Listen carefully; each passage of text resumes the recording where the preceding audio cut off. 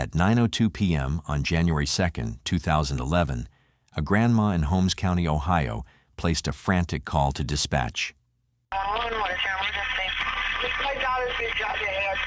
Hey.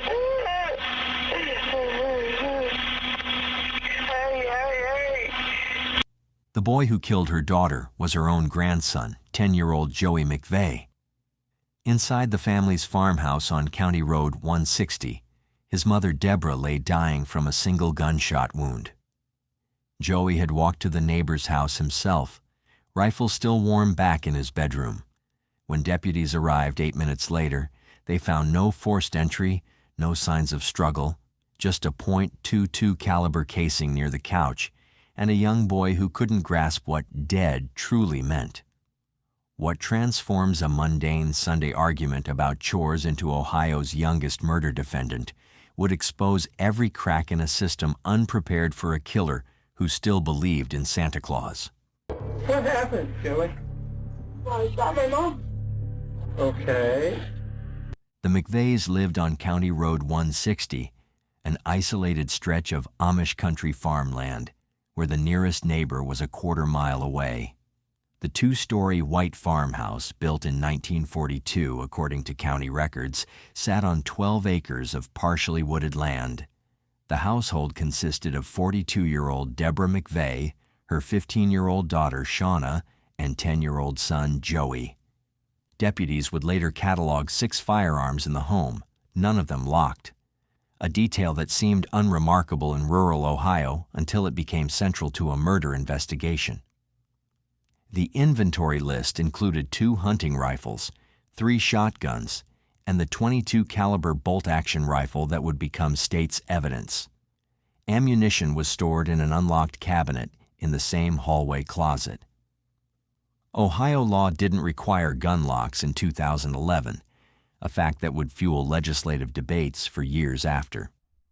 Utility receipts showed consistent payments through December 2010. No prior police calls to the residence. The family's Ford pickup was registered and insured. Property taxes paid on time. From the outside, this looked like a quiet, self-reliant family where hunting culture was as routine as Sunday dinner. Neighbors would later tell investigators they often heard gunshots from the property during deer season, never thinking twice about it. Even one family member said, "Country family with guns and stuff around the house. It's just part of our family, and it come back on us." Now, the reality beneath that surface would emerge through school records that painted Joey as increasingly volatile. 2 suspensions for aggression in 2009, one for pushing a classmate downstairs, another for throwing a desk. One incident in 2007 where he struck Principal Mark Harrison with a dustpan, requiring 4 stitches above the principal's left eye. Teacher notes repeatedly cited poor impulse control and limited empathy. A November 2010 assessment described him as unable to recognize consequences beyond immediate gratification or punishment. The school counselor had recommended intervention in writing 3 separate times. The referrals went uncompleted. The family declined outside help, according to district records dated October 15, 2010. In a county with 1 part-time counselor serving 3 elementary schools and 800 students, the warning signs accumulated in filing cabinets rather than treatment plans. The counselor, Patricia Webb, would later testify she had 17 high-priority cases and insufficient hours to follow up on all referrals. Investigators would later learn that Joey's comfort around guns, and the adult's comfort with that familiarity, had removed any natural barrier between a moment's rage and lethal force. He had received his first rifle, a Youth Model .22, for his 7th birthday. Photos from family albums showed him at gun shows, turkey shoots, and youth hunter education program events. In rural Holmes County, this was considered responsible parenting. On Sunday, January 2nd, the day began like any other in the McVeigh household. Church attendance records from Walnut Creek Methodist confirmed the family's presence at the 9 o'clock morning service. They returned home by 10:30. According to Shauna's taped interview with detectives, Their mother spent the afternoon doing laundry while Joey played Call of Duty in the living room, a game rated M for mature that Deborah had reluctantly allowed him to play after weeks of begging.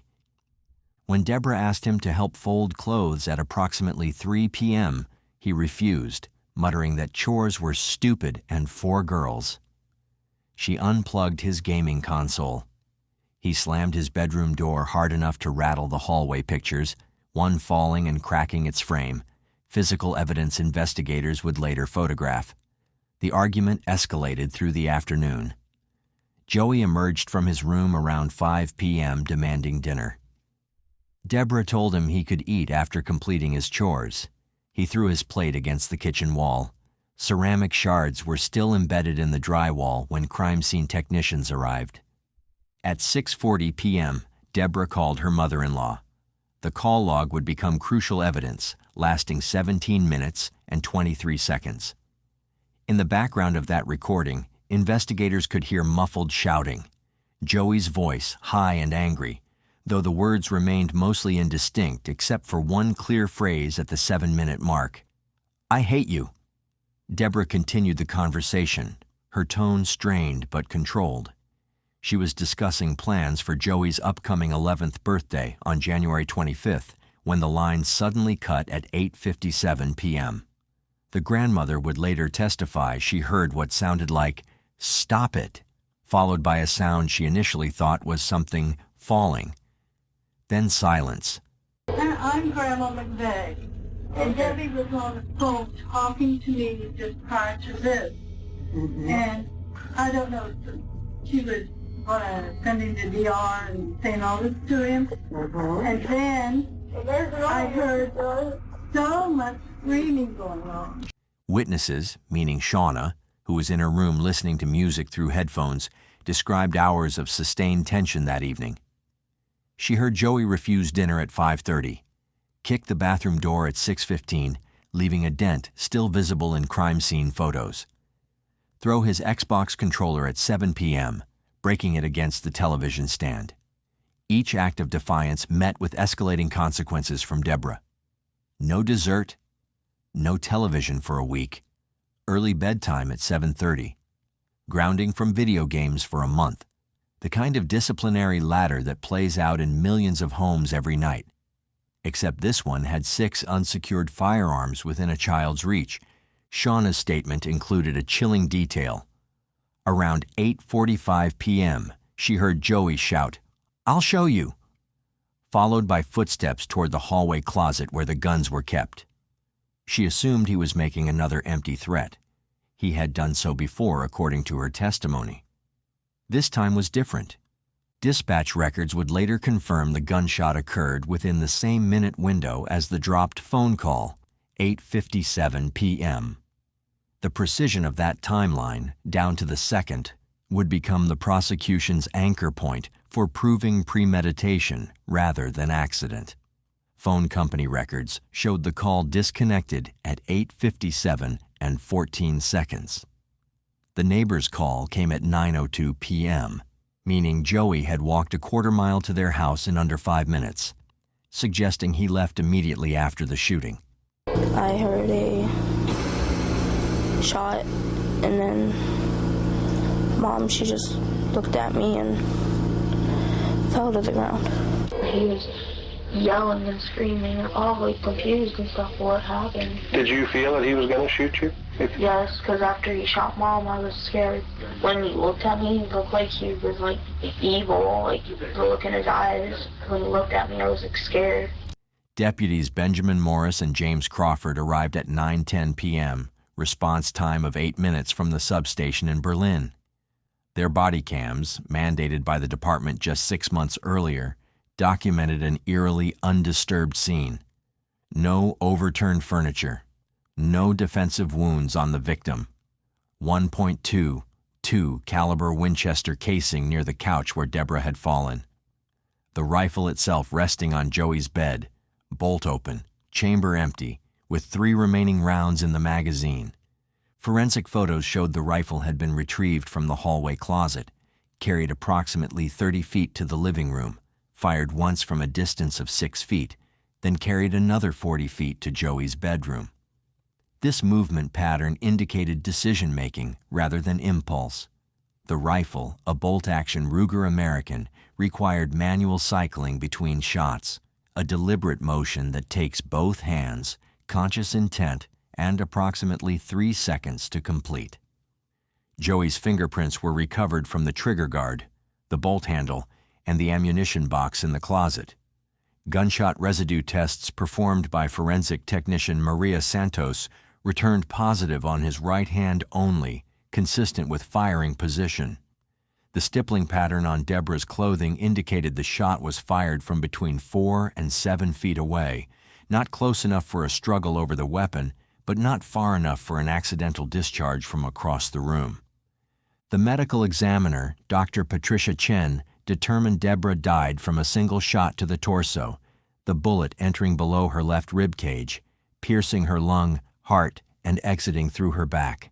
The projectile was recovered from the couch cushion, intact and suitable for ballistic matching.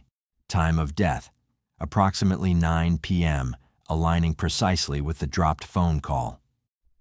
Internal bleeding suggested she lived for perhaps 60 to 90 seconds after being shot, conscious but unable to speak or move.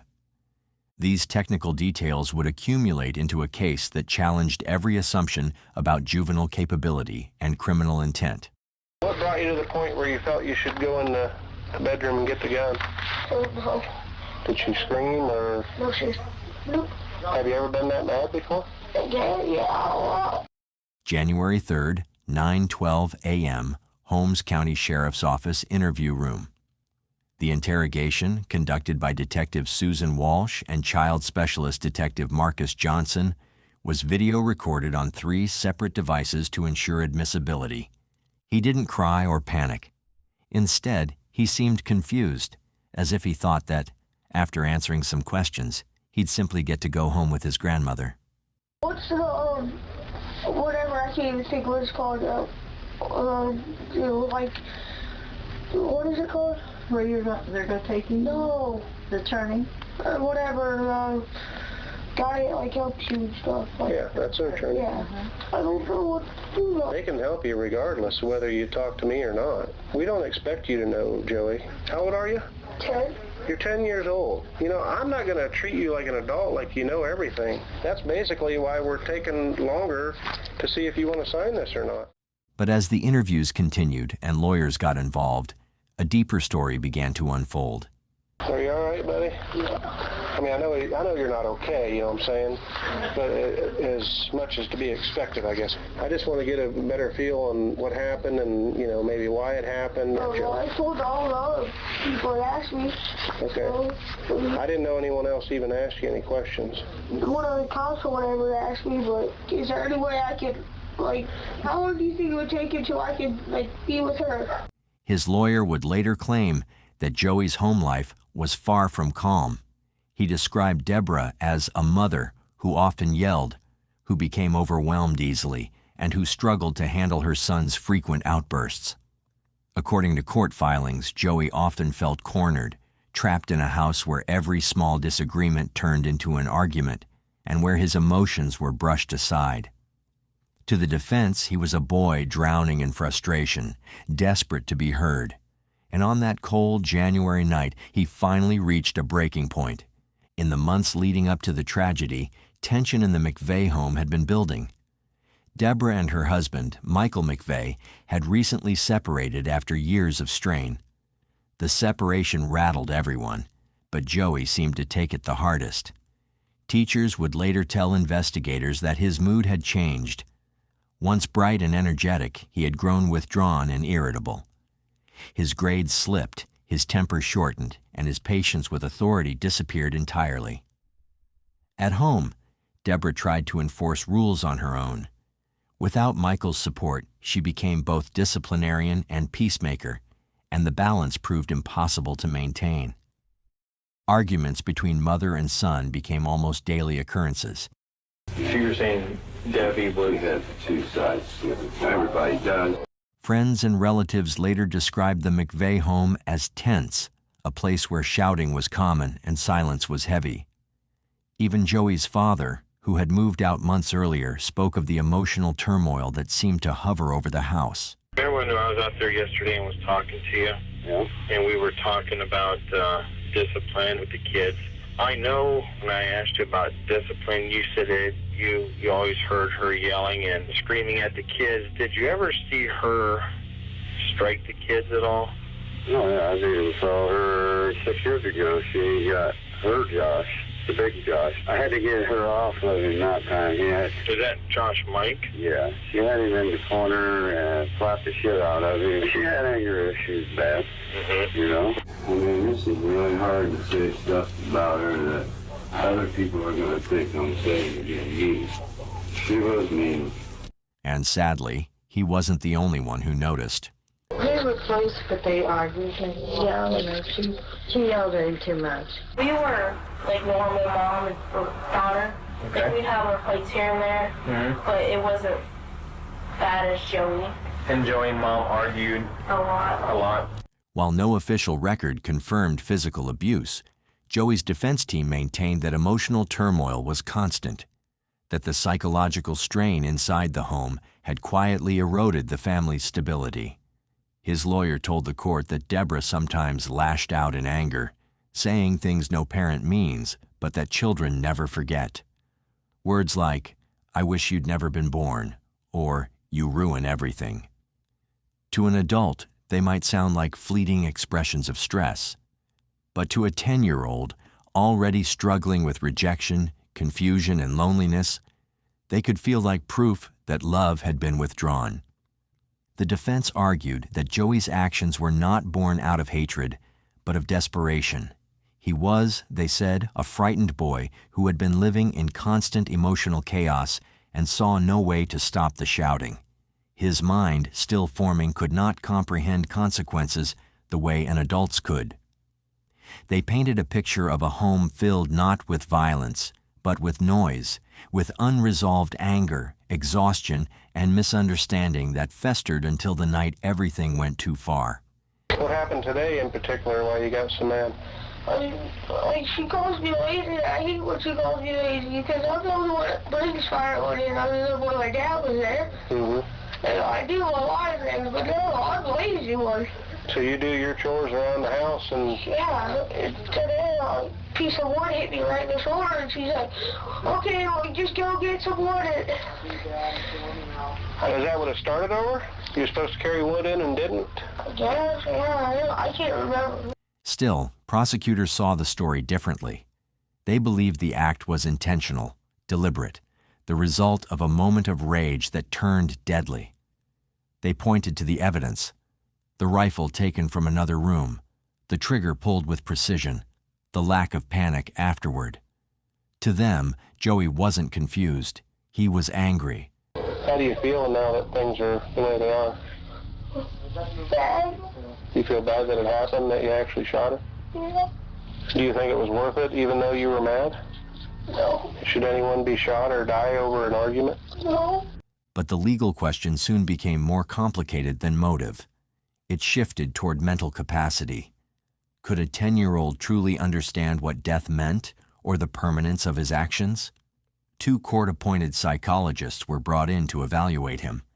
Both concluded that Joey was not mentally competent to stand trial. Their reports described a child struggling with depression and anxiety, combined with a developmental learning disorder that made it difficult for him to process emotions or consequences. His speech was delayed, his comprehension low, and his grasp of abstract concepts, like remorse, permanence, and moral weight, limited. He was sent to a state treatment facility where his days were filled with therapy sessions, schooling, and structured routines. It was not prison in the traditional sense. It was a place meant to rebuild a fractured mind. For nearly a year, Joey remained there under close supervision. Therapists noted small improvements. He was calmer, more cooperative, and gradually began to articulate his feelings rather than explode in anger. Yet, despite those changes, the case was far from over. In late 2012, a judge ordered a new round of psychological evaluations to determine whether Joey's competency had improved enough to proceed with trial. This decision reignited controversy. The first two experts, both of whom had worked with Joey since his arrival, believed he still did not fully grasp the magnitude of what he had done. They described him as intelligent but emotionally stunted, capable of reciting rules without understanding their meaning. Nevertheless, the reevaluation concluded that he now understood the purpose of the court, the roles of those involved, and the nature of his charges. Based on those findings, the judge ruled that Joey was competent to stand trial. The ruling drew divided reactions. Some viewed it as a sign of progress, a step toward accountability. Others saw it as a cruel misstep, forcing a young boy who had already endured immense trauma to face the re-traumatization of a courtroom. Joey's defense attorney strongly objected. He filed a motion requesting that his client be excused from portions of the proceedings, fearing the emotional damage that photographs, testimonies, and cross-examinations could inflict. But the court denied the request. Joey was then transferred to the Richland County Juvenile Justice Center to await formal charges. Prosecutors announced that he would remain under state custody until the age of 21. Their argument was that while his age might soften perception, the facts of the case, a deliberate act involving a firearm, could not be ignored. Meanwhile, the courtroom became a stage for conflicting narratives. His sister, who had witnessed the incident, gave a statement that stunned many. She told the judge that Joey's actions were not driven by fear or confusion, but by defiance, that their mother's discipline had become intolerable to him. She described Deborah as firm but loving, emphasizing that she had never harmed her children, only tried to guide them. In her view, Joey's behavior was a buildup of anger, not abuse. The prosecutors echoed that sentiment. They characterized Joey as a juvenile delinquent who had lived in a structured home with opportunities, not deprivation. Theirs was not a story of neglect, but of a boy who made an irreversible choice in a moment of rage. Yet even they acknowledged the moral weight of sentencing someone so young. The judge, too, seemed burdened by that fact, often pausing to reflect before addressing the courtroom. Ultimately, the defense entered a plea deal. Joey waived his right to a full trial and pleaded guilty to the murder charge. Under the agreement, he would stay in a juvenile facility until his 21st birthday, continuing therapy and education while under strict state supervision. His lawyer described the plea as a necessary mercy, a way to acknowledge the act without forcing a child to relive every second of the trauma in open court. During sentencing, the prosecution made it clear that the question had never been who fired the weapon. That fact was established from the beginning. The real challenge was deciding what justice should look like when the person responsible was still a child. Should he be punished like an adult or rehabilitated like a minor? Should society protect him or protect itself from him? In 2013, Judge Thomas Lee delivered his decision. He ruled that Joey would remain in a treatment facility rather than being transferred to a more restrictive juvenile detention center, provided he continued to show progress. Rehabilitation, not punishment, he said, must guide the justice system in cases like this. But his words also carried a sobering truth. Regardless of his past, the judge said, he'll be behind us in Walmart or at the gas station one day. It was a chilling reminder that one day, the 10-year-old who shocked his community would walk free again. Older, hopefully wiser, but forever tied to a tragedy that could never be undone. Over the next several years, Joey's progress was carefully monitored.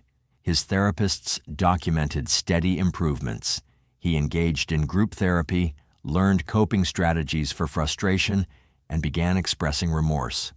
Reports from 2016 and 2017 described a more empathetic, reflective young man.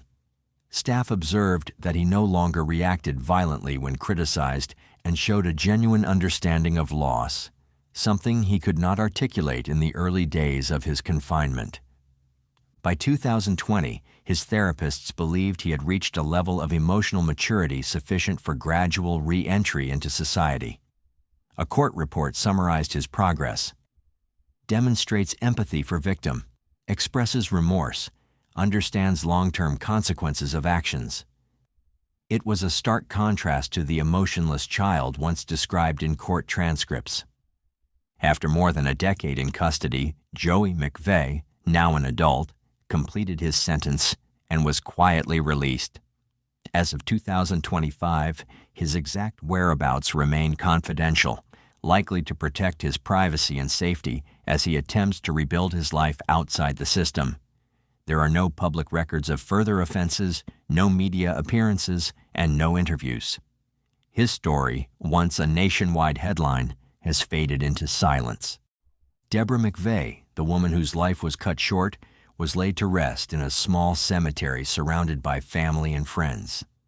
Those who knew her described her as a devoted mother who loved camping trips, swimming in the summer, and preparing Sunday dinners for her children.